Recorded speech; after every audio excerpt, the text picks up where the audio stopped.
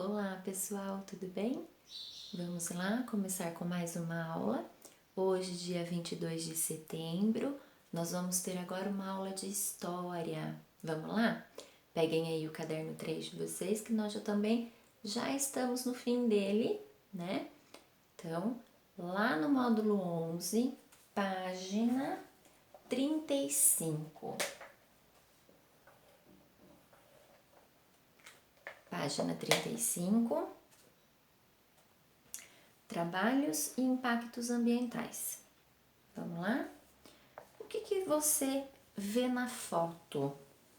Podemos dizer que esse é um ambiente adequado para se viver de maneira saudável? Não. Por quê?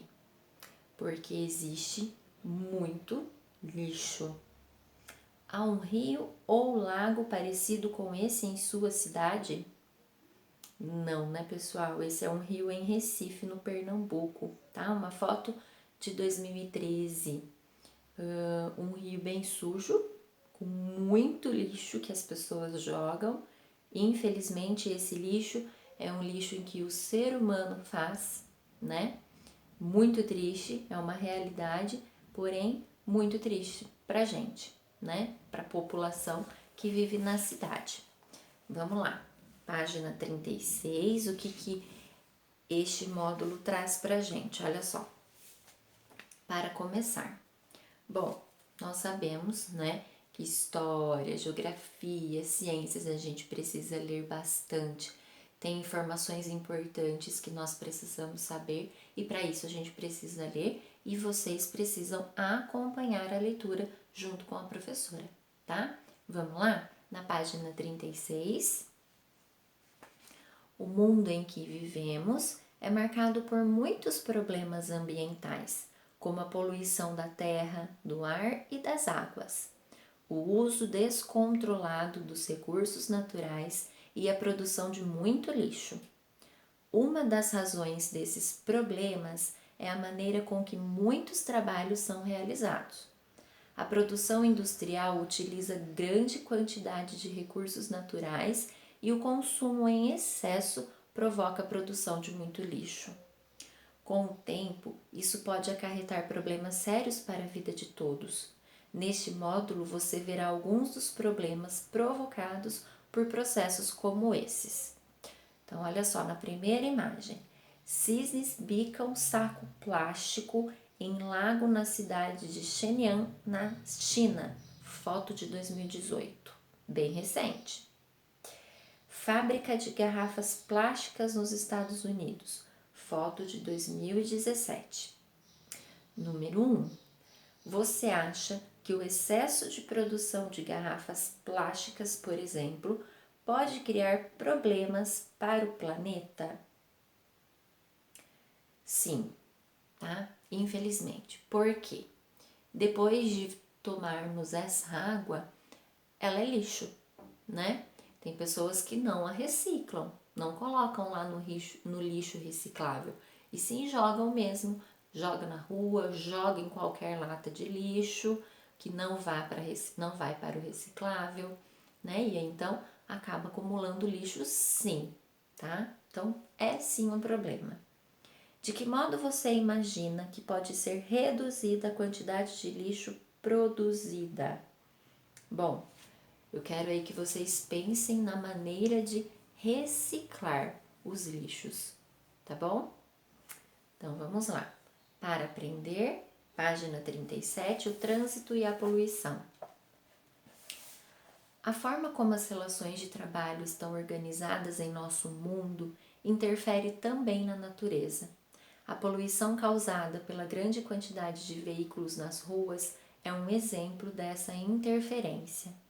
Muitas vezes, as pessoas moram distante do seu local de trabalho e por isso precisam se deslocar usando variados meios de transporte, como carros, trens, motos e ônibus. Mas isso pode ser um grave problema nas grandes cidades, pois o excesso de veículos provoca longos congestionamento, além de causar sérios danos ao ambiente. Olha só na imagem, é um congestionamento de veículos na Avenida Radial Leste, na cidade de São Paulo. O trânsito de veículos nas ruas é controlado por meio de sinais de trânsito, como semáforos e placas, mas há também a atuação de profissionais específicos, os agentes de trânsito. Em Limeira a gente chama os laranjinhas, né? São os agentes de trânsito. Eles orientam motoristas e pedestres em diversos pontos das cidades. Agente de trânsito na cidade de São Paulo mostra a foto pra gente aí no cantinho, tá bom? Continuando, página 38. Além dos congestionamentos, outro problema relacionado ao excesso de veículos é a poluição. A fumaça que sai do escapamento dos carros libera diversos elementos que poluem o ambiente. Com isso, o ar das grandes cidades se torna sujo e prejudicial a seus habitantes. Gotinhas de saber, vamos ler uma reportagem, tá? De Miguel Ângelo. Trânsito em São Paulo está na lista dos 5 maiores congestionamentos da história. Segundo afirmou a revista Time em uma reportagem, a cidade de São Paulo sofre todos os dias os piores congestionamentos do mundo. Os paulistanos devem estar acostumados com o fato de que quando saem de carro, seus trajetos durem sempre mais do que o esperado. No dia 23 de maio de 2014, todas as marcas foram superadas, segundo os boletins da Companhia de Engenharia de Tráfego, a agência municipal responsável pela gestão do tráfego da cidade.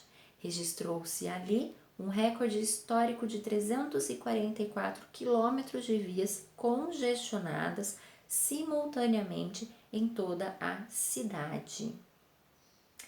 Leia as palavras abaixo e faça o que se pede. Então vamos lá. Vocês vão pegar aí o lápis azul e amarelo para fazer essa atividade, tá? Nós temos as palavras ônibus, carro, patinete, caminhão, trem e bicicleta, meios de transportes, tá? A. Pinte de amarelo o nome dos meios de transportes que poluem o ar e provocam congestionamento. De amarelo, tá? Aqueles que provocam fumaça, causam congestionamento nas vias, tá bom? B. Pinte de azul o nome dos meios de transportes que deslocam muitas pessoas ao mesmo tempo. Tem uma palavrinha aí que vocês vão pintar de amarelo e azul. Então, leiam antes e pinta metade, tá bom? C. Contorne o nome dos meios de transporte individuais, tá? Aquele que nós usamos sozinhos, só cabe a gente nele, tá bom? Uso dos recursos naturais. Vamos lá? O ser humano faz mudanças nos ambientes naturais a todo momento. Basta olharmos ao redor para notar a grande quantidade de coisas que jamais existiriam se não tivessem sido construídas pelas pessoas, como ruas, praças, escolas, hospitais e objetos. Ao longo da história, as pessoas realizaram diversas modificações na natureza.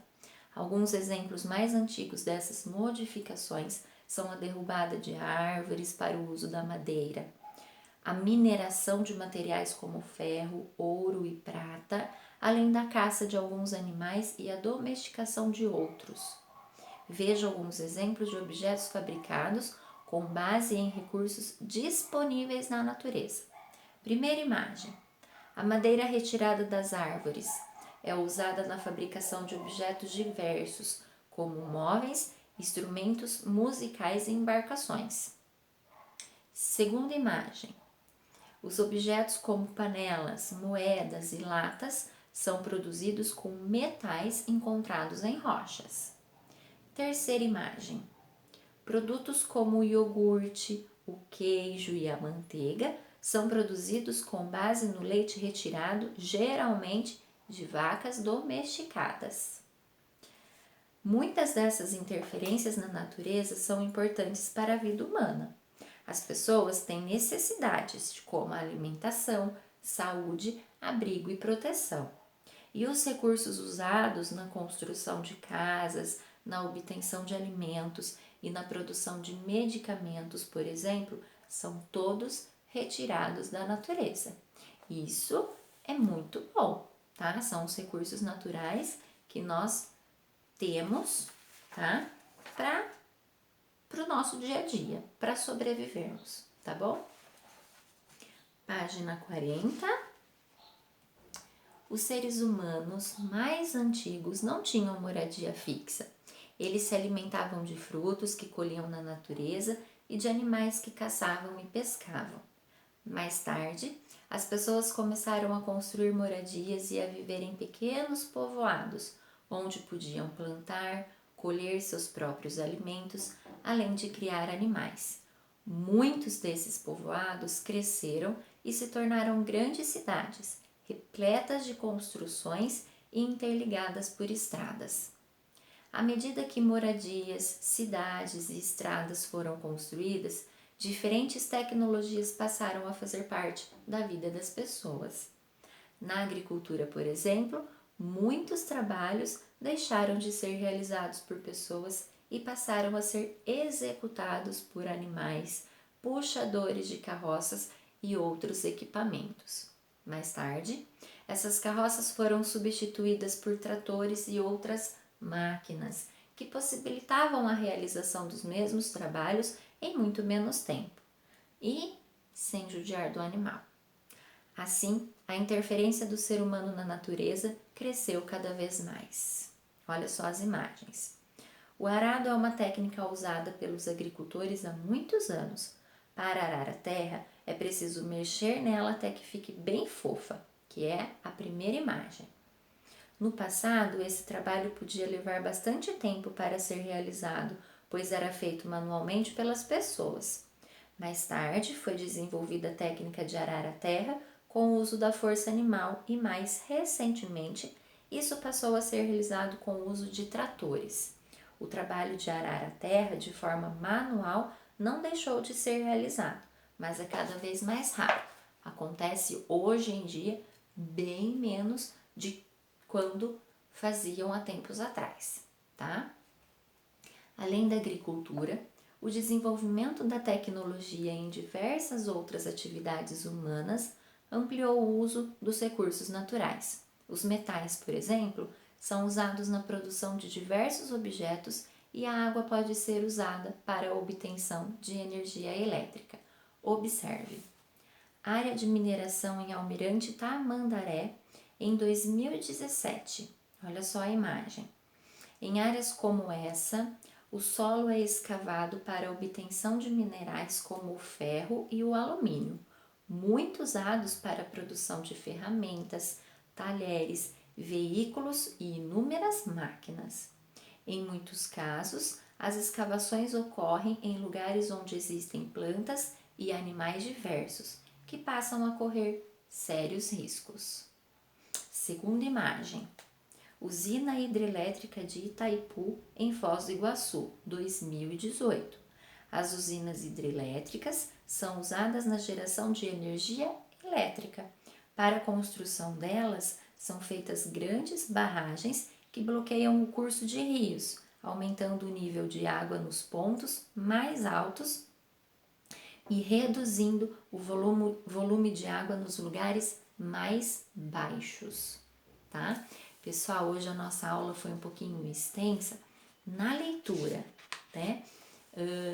Como a professora disse no início, as informações são importantes para que a gente continue depois nas outras atividades.